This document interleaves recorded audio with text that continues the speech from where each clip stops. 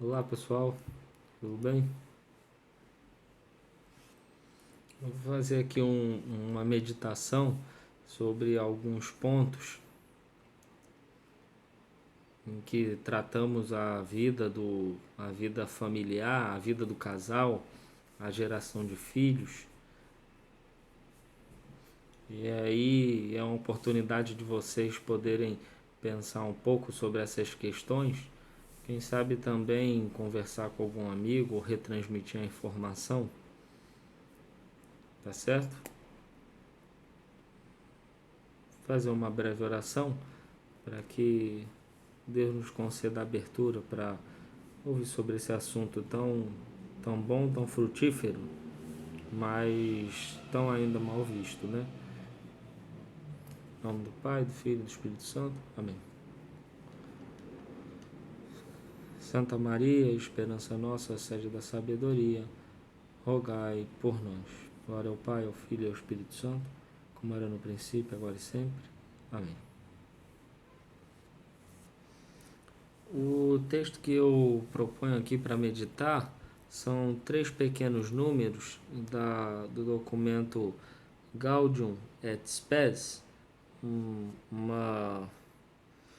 documento que foi elaborado no Concílio Vaticano II. Trata-se de uma constituição pastoral sobre a Igreja no mundo atual.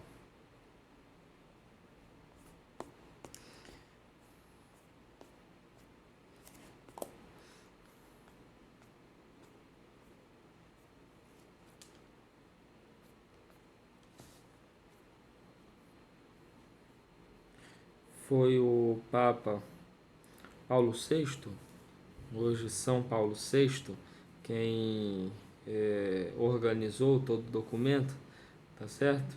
Então, para aqueles que gostariam de ler, acompanhar aqui a leitura, eu começarei pelo número 50.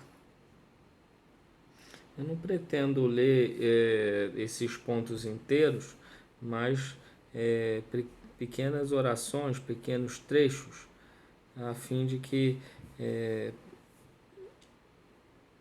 aquilo que nos ajuda, né, na direção da geração dos filhos, da vida matrimonial, possa surtir algum efeito no intelecto de vocês, naquilo que vocês meditam e pensam, tá certo? Bom, comecemos então pelo número 50. O matrimônio e o amor conjugal ordenam-se por sua própria natureza a geração e educação da prole. Sem dúvida alguma, o maior dom do matrimônio são os filhos e contribui para o bem dos próprios pais.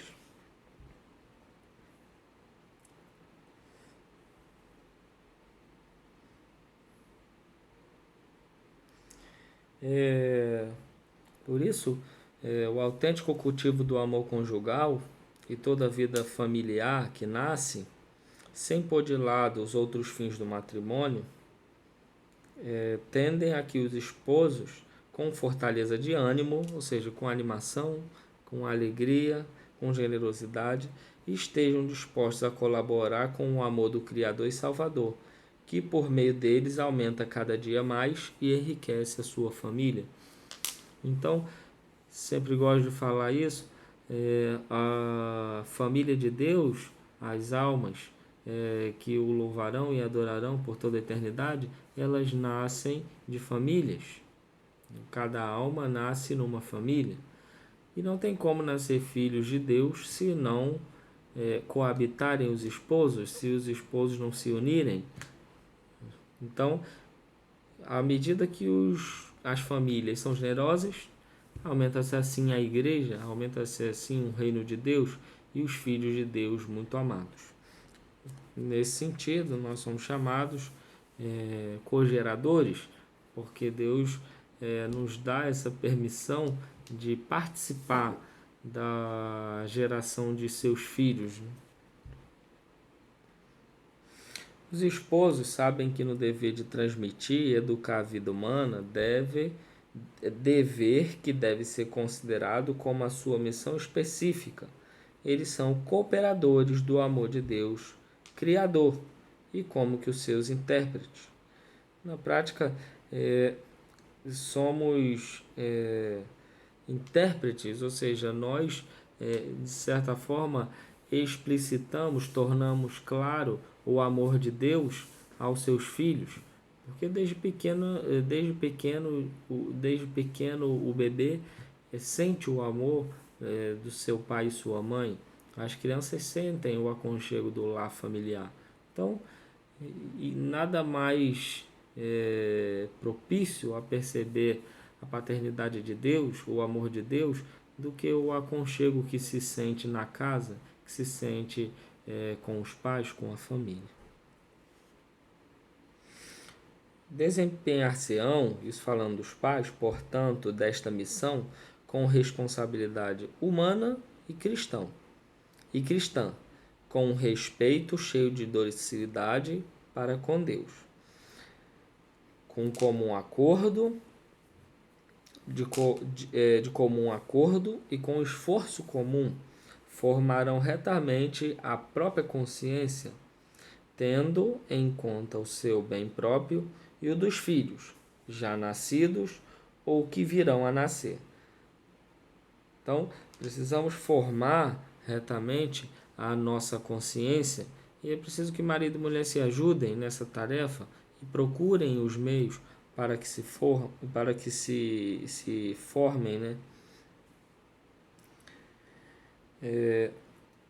Os filhos nascidos ou que prevêem virão a nascer, sabendo ver as condições de tempo e da própria situação, e tendo finalmente em consideração o bem da comunidade familiar, da sociedade temporal e da própria igreja. Ou seja, nós poderíamos talvez pensar que os filhos são um bem para os próprios esposos, somente para a família que os recebe. No entanto, os filhos eles serão criados e sempre conscientizados da sua contribuição na igreja, na sociedade, na família. Então, pensar na geração de filhos somente para o bem familiar não seria possível. Não criamos os filhos para, por exemplo, ser bem-sucedidos profissionalmente. Claro, desejamos que sejam bem-sucedidos, mas nós criamos filhos para que eles sirvam à sociedade. Também não criamos filhos para que eles sejam nossos bebês de estimação. Não, eles são criados para amar e conhecer a Deus e servir as pessoas, a sociedade e o bem comum. Mas é de se pensar que, em última instância, são os pais que devem tomar a decisão sobre essa tarefa, mas naqueles momentos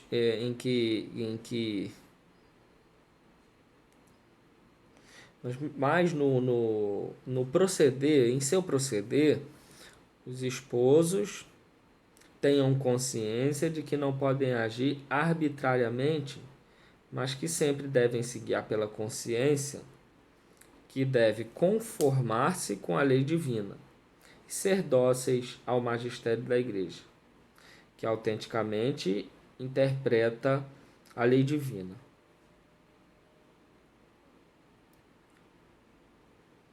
Então, não poderíamos pensar então na geração dos nossos filhos de forma que essa geração somente nos atendesse, né? Deve ser conforme a lei natural, a lei divina, deve ser conforme a vontade de Deus. Assim, os esposos, confiados na divina providência e cultivando o espírito de sacrifício, dão glória ao Criador e caminham para a perfeição em Cristo quando se desempenham do seu dever de procriar com responsabilidade generosa, humana e cristã. Entre os esposos que deste modo satisfazem a missão que Deus lhes confiou, devem ser especialmente lembrados aqueles que de comum acordo e com prudência aceitam com grandeza de ânimo educar uma prole numerosa.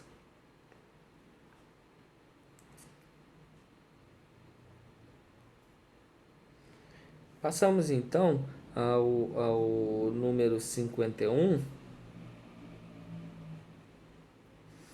O concílio não ignora que os esposos, na sua vontade de conduzir harmonicamente a própria vida conjugal, encontram frequentes dificuldades em certas circunstâncias da vida atual,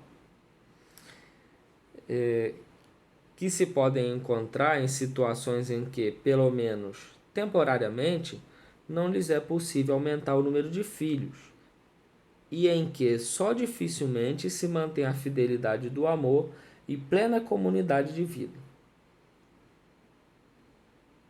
Ou seja, aqui se fala da situação de temporariamente o casal não consegue aumentar o seu número de filhos, né? E que dificilmente consegue também manter a fidelidade do amor e essa plena comunhão da sua vida. Mas também percebe que quando se suspende a intimidade da vida conjugal, não raro se põe em risco a fidelidade e se compromete o bem da prole, porque nesse caso ficam ameaçadas tanto a educação dos filhos como a coragem necessária para ter mais filhos. São Paulo vai dizer que o casal não deve interromper a sua vida íntima a menos que seja para um breve momento de oração. Então, que ele queria dizer com isso? Eu não sei, o casal talvez queira se dedicar um pouco mais a uma prática religiosa comum ou individual, né? E aí temporariamente se abstém um pouco. Bom, é uma possibilidade, mas não é uma sugestão de que o casal deva se abster para fazer longas orações, fazer grandes momentos religiosos e tal, porque a vida religiosa ela se insere da própria vida familiar, né? À medida que vão à missa, à medida que rezam nas refeições, que rezam o ângelus, à medida que catequizam as crianças, que dão bons exemplos, que ensinam as virtudes. Então, não se aconselha que o casal interrompa a vida íntima, né? Porque acaba-se um pouco com a intimidade e, de certa forma, o casal fica com a sua coragem diminuída, né? Para ter mais filhos. Não é isso? Como o próprio documento fala. Com efeito, Deus, Senhor da vida, confiou aos homens para que estes desempenhassem do modo digno dos mesmos homens o nobre encargo de conservar a vida.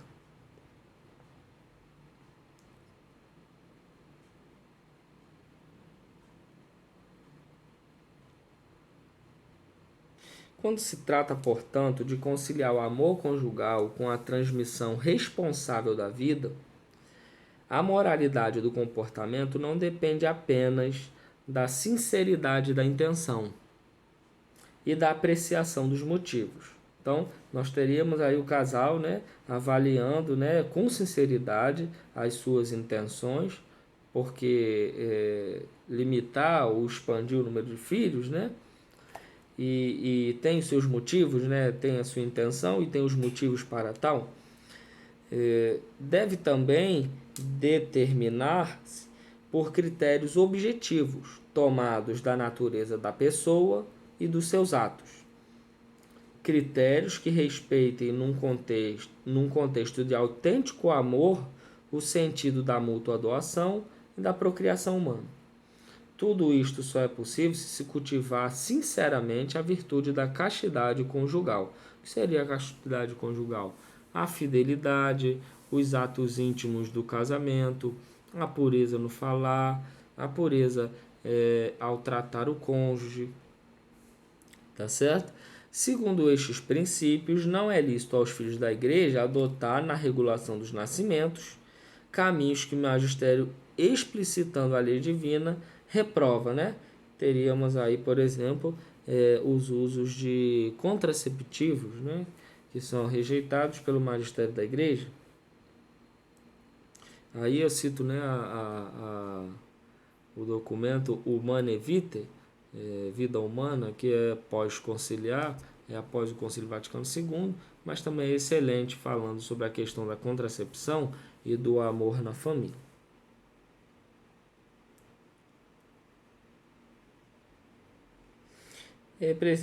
Aqui voltamos a dizer assim, né, todos finalmente tenham bem presente que a vida humana e a missão de a transmitir não se limitam a este mundo, nem podem ser medidas ou compreendidas unicamente em função dele, mas que estão sempre relacionadas com o eterno destino do homem. Então, à medida que nós olhamos assim, posso aumentar o número de filhos que tenho, ou devo manter, esbarramos sempre, né, nas condições sociais, econômicas, psicológicas da família, mas devemos sempre ter isso em mente. Bom, um filho que nasce aqui será um filho para Deus, um filho que será eterno. Se hoje, por muitas razões, por algumas razões, por razões graves, eu não posso ter mais filhos, preciso que eu pense, né? Privo alguém de ser filho de Deus. Isso deve ser uma meditação consciente. Não podemos ignorar isso, porque tomamos com sinceridade e achamos que é um motivo justo, tomado de forma consciente, que atende aos critérios objetivos da pessoa humana, né? Que vê o bem da sociedade, da igreja, da família. Sim, com tudo isso pensamos, então creio eu que está justificado, né? Diante de Deus, não é diante de ninguém, diante de Deus. Creio eu que está justificado, o casal, né? Nós cremos que há sim uma causa grave para que a gente espace um pouco o nascimento das crianças, ou, ou, ou que não haja um certo tempo definido, né? Que vai espaçar sem um tempo definido. Então, a gente vai considerar essa razão grave, considerando tudo isso, né? Privo alguém de ser filho de Deus, privo o reino de Deus de ser aumentado, porque nós não poderíamos também pensar que a geração, a transmissão da vida, ela se manterá neste mundo, né? Se estaremos aí sendo por demais materialistas. Quer dizer, poderíamos também cair no erro de julgar algumas famílias que são pequenas ou outras famílias que são enormes. Poderíamos cair nesse problema de querer avaliá-las de forma humana, né?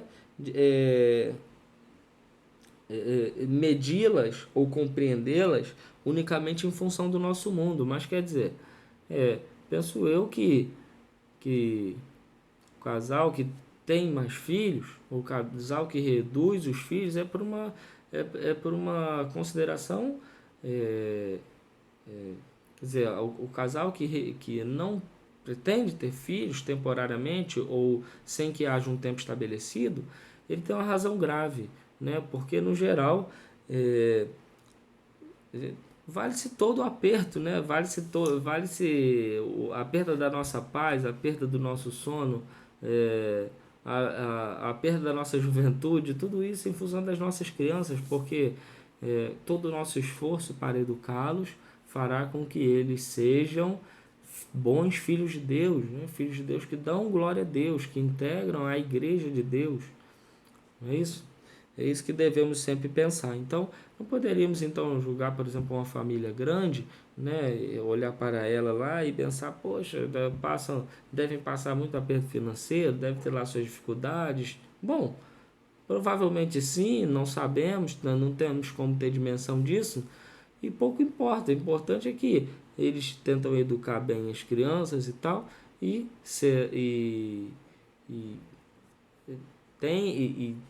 tem a consciência de que educam filhos, né?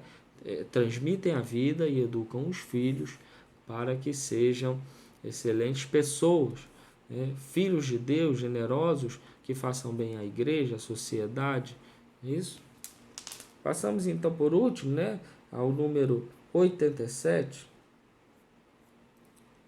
da Constituição Pastoral, Gaudium et Spes, do Concílio Vaticano II.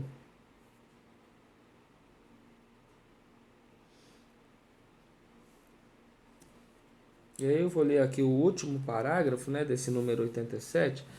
Visto que muitos afirmam que o aumento da população do globo, ou ao menos de algumas nações, deve ser absoluta e radicalmente diminuído por todos os meios e por qualquer espécie de intervenção da autoridade pública, o concílio exorta a todos a que evitem as soluções promovidas privada ou publicamente,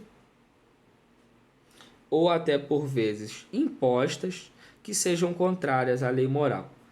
Porque, segundo o inalienável direito ao casamento e procriação da prole, a decisão acerca do número de filhos depende do reto juízo dos pais e de modo algum se pode entregar ao da autoridade pública, né?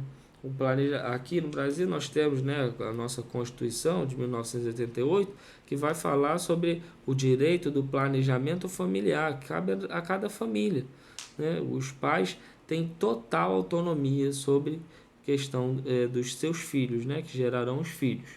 Agora, nós, aqueles que católicos são, sabem que têm responsabilidade sobre o número de filhos, da questão de educá-los, e responderão diante de Deus se agiram com generosidade ou se por egoísmo, preguiça, por aí vai. Como o documento aqui já explicitou um pouco antes, né? Questão da consciência, de formar bem a consciência, os critérios objetivos, o bem da pessoa humana, por aí vai. Mas como o juízo dos pais pressupõe uma consciência bem formada, é de grande importância que todos tenham a possibilidade de cultivar uma responsabilidade reta e autenticamente humana, que tenha em conta a lei divina, consideradas as circunstâncias objetivas e temporais. Isto exige, porém, que por toda parte melhorem as condições pedagógicas e sociais. E, antes de mais, que seja dada uma formação religiosa ou pelo menos uma íntegra educação moral.